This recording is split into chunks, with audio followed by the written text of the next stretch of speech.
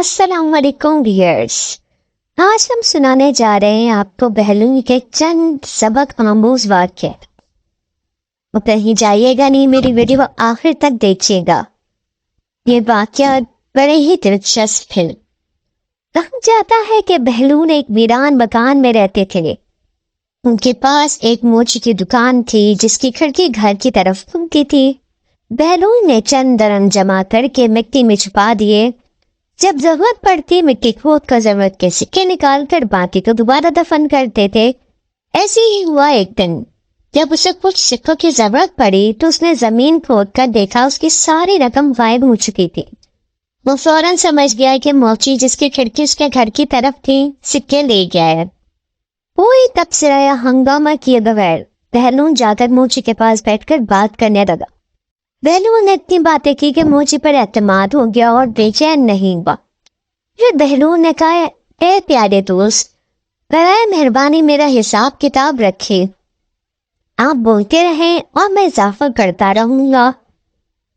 بہلول نے کچھ مکانات عمارتوں کے بارے میں بات کی اور ہر ایک کے ساتھ کچھ سکوں کا ذکر کیا۔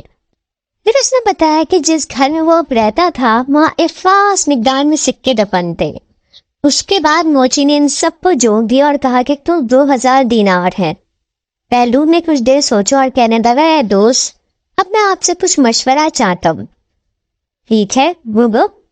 میں اپنے پاس موجود تمام سکے اس گھر میں دوسری جگہوں پر دفن کرنا چاہتا ہوں جس میں اب میں رہتا ہوں۔ آپ کیا سوچتے ہیں؟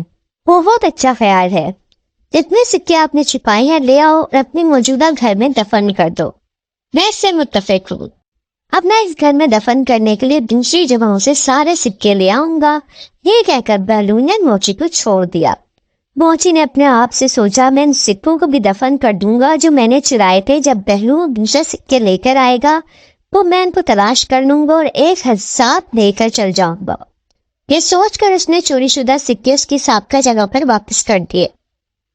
چند گھنٹوں کے بعد بہلول اس کے گھر گیا اور اس علاقے کا جائزہ لیا جس میں اس نے اپنی رقم رکھی تھی، اور دیکھا کہ موچی نے جو سکے چوری کیے تھے اس نے دوبارہ وہی دفن کر دیے۔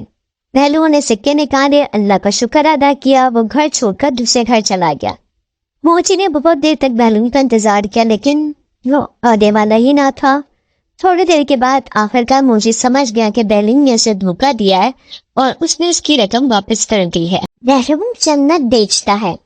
ایک دن بہلول دریا کے کنارے بیٹھا تھا اور چونکہ وہ بیکار تھا اس لیے بچوں کی طرح خونوں کے بستر بنا رہا تھا۔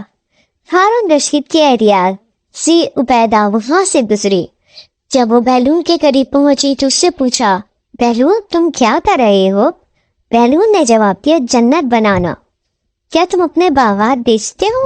ہاں میں نے بیچتا ہوں۔ کتنے دینار میں؟ 100 دینار۔ چونکہ زبیدہ بہلول کی ہر ممکن مدد کرنا چاہتی تھیں اس لیے اس نے فوراً اپنی نوکر کو بہلول کو 100 دینار دینے کا حکم دیا۔ اس کے بعد بہلول نے کہا، آپ کو رسید نہیں چاہیے؟ لکھ کر لے آؤ۔ یہ کہہ کر زبیدہ اپنی طرف چلی گئی۔ بہلول نے وہ رقم غریبوں میں تقسیم کر دی۔